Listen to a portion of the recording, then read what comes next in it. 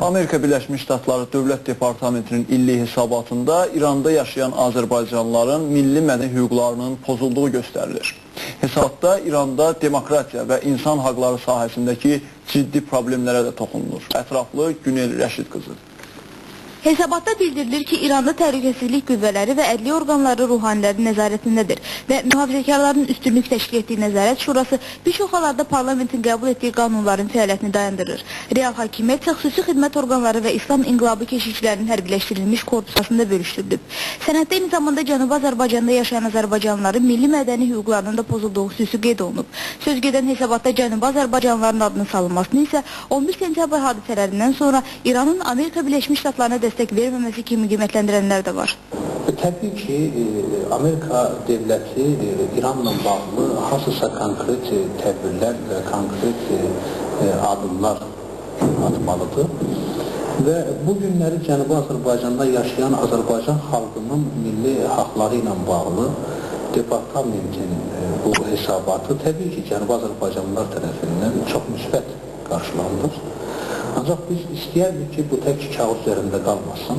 Qeyd edək ki, İran konstitusiyasında bu ölkədə yaşayan milli azlıqların nümayəndələrinin milli mədəni hüquqlarının olması rəsmən təsbit olunsa da, onlar nədənsə həyata keçirilmir. Bizdən fərqli olaraq ermənilərin isə bu sahədə heç bir problemləri yoxdur. İran erməniləri bir neçə özünün erməni yaşayır İranda, özlərini təşkil ola bilirlər.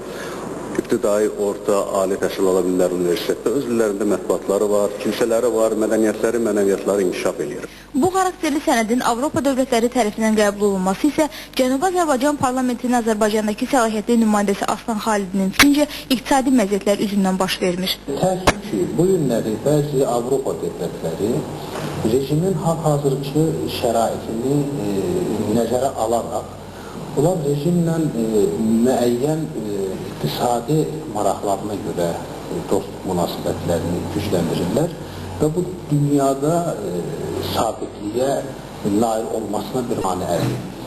Və biz istəyərdik ki, Cənubi Azərbaycan problemi ilə bərabər İranda insan haqlarının pozulması ilə bağlı bütün dünya dövlətləri öz etirazlarını bildirsinlər. İran Avropa ilə olan iqtisadi münasibətlərini pozmamaqla yanaşı, həm də Azərbaycanlıları iqtisadi problemlərlə sıxışdırır. Biz ilk növbədə fikrimizi ana dilinin inkişafına veririk. Ana dilində ibtidai, orta, ali təhsilin olmasına, kütləvi informasiya vasitələrinin çıxmasına fikir veririk. Əlbəttə ki, bu olduqca mühümdür, bu lazımdır. İkinci problem isə bunun kölgəsində elə bil unudulur. Bu da iqtisadi problemdir. Bilirsizmi, İran dövlətinin ciddi iqtisadi layihələri İranın şimalına heç cür şamil edilmir.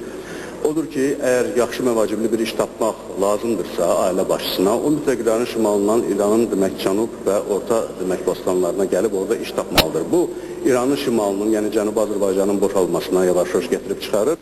Deməli, Cənubi Azərbaycanda yaşayan həmvətənlərimizin mücadiləsi bununla bitməməlidir. Ən az ona görə ki, hər bir regionun çiçəklənməsi üçün əsas səbəb iqtisadiyyatın irəliləyişidir. Günel Rəşid qızı, Fuad Kərimov, Space.